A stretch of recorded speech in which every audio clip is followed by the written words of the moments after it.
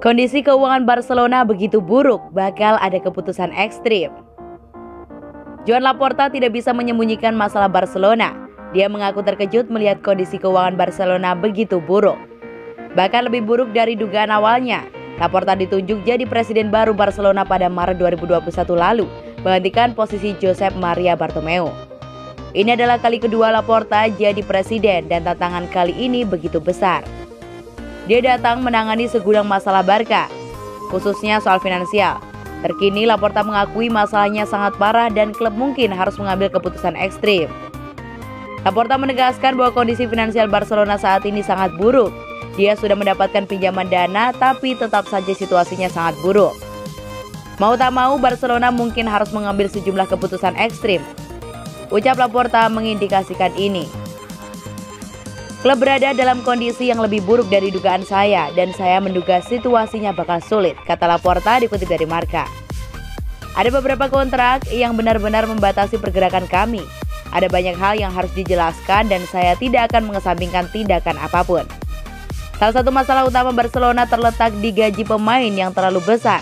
Gaji besar ditambah dengan kesalahan transfer dan masalah lainnya membuat beban utang Barcelona menggunung terlalu tinggi. Kami mendapati skuad yang gajinya sudah kelewatan batas dan kami harus melakukan sesuatu, lanjut Laporta. Kontrak dapat diubah atau direstrukturisasi, kemudian ada tindakan drastis yang kami harus ambil. Tidak ada yang dikesampingkan demi kebaikan Barcelona, antara gaji dan amortisasi. Kami menemukan angka beban 650 juta euro yang jauh lebih besar dari pendapatan klub tutupnya.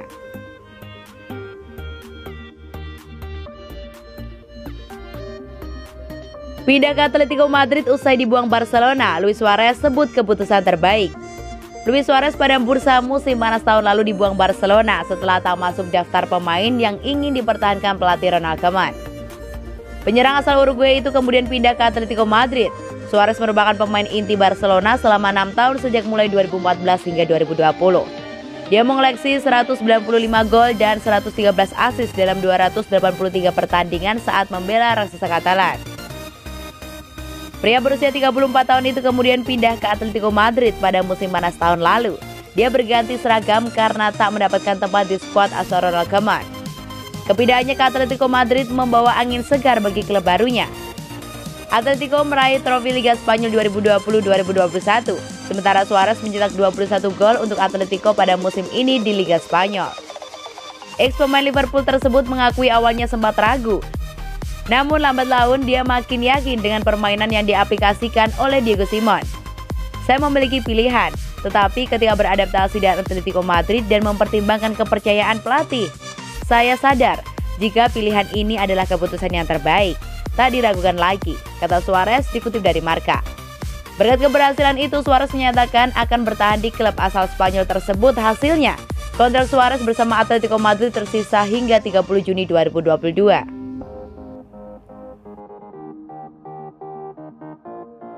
Kami ogah minta maaf ke UEFA soal European Super League. Kisru European Super League membuat hubungan Barcelona dan UEFA renggang.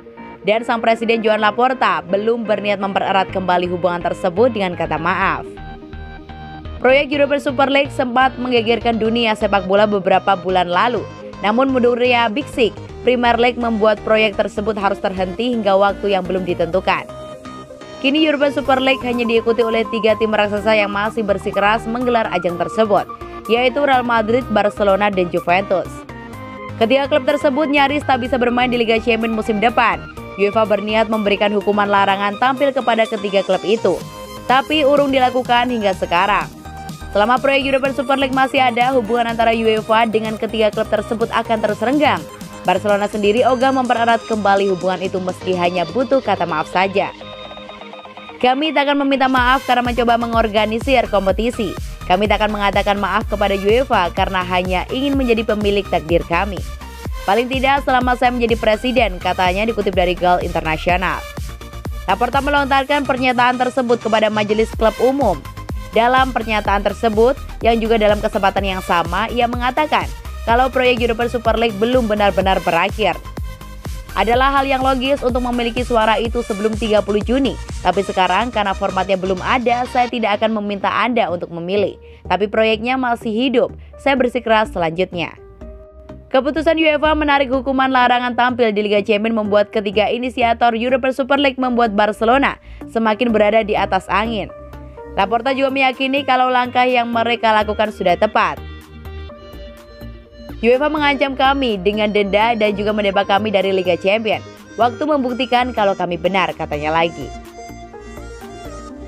Mereka menangguhkan proses disiplin dan mendaftarkan kami ke Liga Champions musim depan. Kami melakukan ini karena cintai sepak bola dan karena sekarang permainan berada dalam situasi yang rumit.